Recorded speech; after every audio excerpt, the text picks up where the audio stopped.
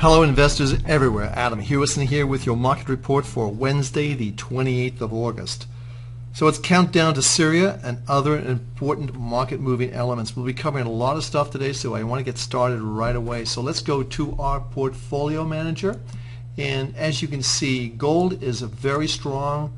Today it's up about $10, about 0.71%, but we still have our red monthly trade triangle in a negative format. The only ones we have total green are on crude oil and on Netflix. We'll be looking at both those markets today. Everything else is sort of a mixed bag. So let's go right to gold, and we are looking at monthly charts. These are the important charts we look at. So we'll scope this out a little bit more. Let's say a 5-year chart, and you can see gold tends to like to make a base and then start to move high. This gold right now to me is trying to make a turn, but it hasn't made that turn yet. You can see we're oversold on the MACD, and we could see this potential reverse and come back down. I think 2014 is going to be the year of gold. So let's go to our next market, and this is crude oil.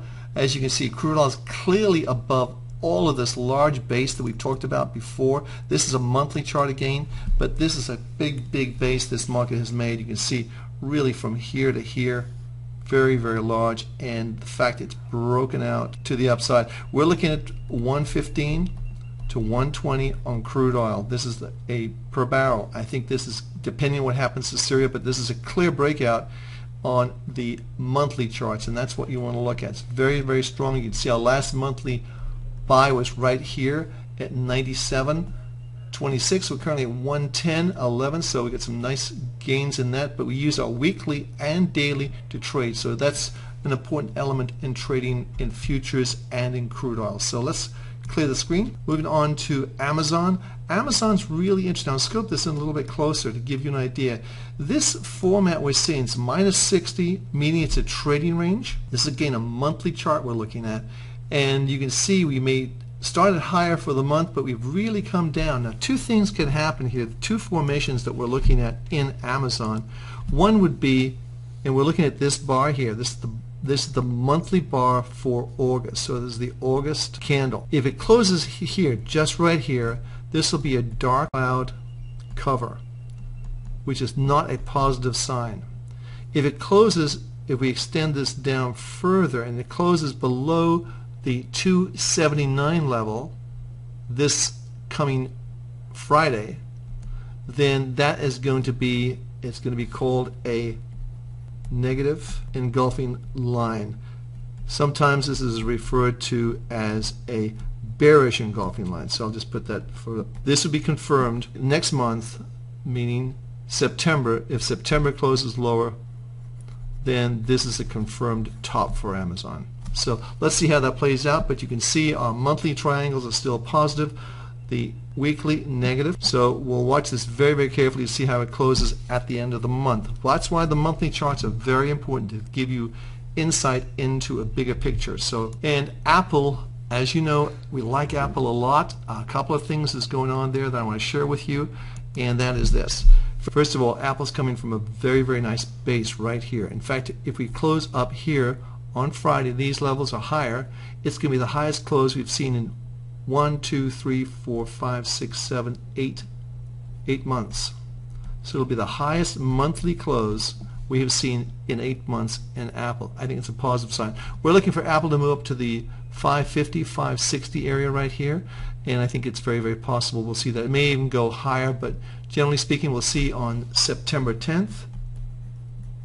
That's when Apple announces its new product lineup, and I think it's going to be pretty exciting. So let's see what happens there. But nonetheless, Apple's in a bullish mode.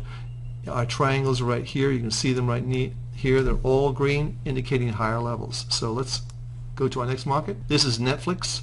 Again, this is a very positive signal for Netflix. You can see we're going to be closing higher. Now, what's interesting about Netflix, if we scope this out even further, we'll go to max. This is going to be the highest monthly close we've ever seen in Netflix. And we're looking for this market to go to 300, which is very close. We're only about $20 away from there. But nonetheless, this is going to be the highest monthly close. So I think this augurs very well for September for this particular stock, Netflix. Symbol NFLX. By the way, it's a great service. I use it myself. Here's looking at the Dow. That's a little bit disturbing in the Dow. We have a mixed picture. In the Dow, you can see we exited the Dow on our weekly trade triangle at $15,405. We're actually 600 points lower than that right now. So we're out of the market. We're waiting for some sort of signal to get back in. But right now you have the monthly that's positive and the weekly it's negative. So you want to be out of the market. Now the other thing too with this, if we scope this even closer, you can see this is going to be a little bit of a potentially a negative signal for this market. I think that's what's really kind of a little bit concerning to me, is the fact that this could be another negative engulfing line like we saw on Amazon. So that's something to really pay attention to. So moving on to our next market, the S&P 500. And the S&P 500 doesn't have that same negative appeal as the Dow. The Dow, by the way, was the market that really pushed everything up in the beginning, but now it's beginning to become a laggard. But you also have on this S&P 500 a dark cloud, potentially a dark cloud cover formation. So watch that very carefully in September. Also on the NASDAQ, much better performance there, obviously helped by Apple, but we're still closing a little bit lower for the month. And if we see this market close over 3,628, which is another 50-60 points higher, then it'll be positive for the month, but it potentially creates another interesting candlestick, which we can talk about next month. But let's go to our next market. That's the Eurodollar. And the Eurodollar is actually closing at 7-month high. Not a bad thing for the euro, and that's the key thing. You can look at these either on a candlestick chart or just look at it on a simple line chart. And you can see while it's closing higher, it still has to get over this really big level here, which the highest close is 36.24 on a monthly basis. If we close over there, then I think we're going to go, potentially up to the 145, 140 area. So I think that's something to watch very carefully in September. Plus 55 indicates a trading range, which I think we're probably in there at the moment. But hey, we've covered a lot of ground. Watch those monthly charts. Very important at the end of the month.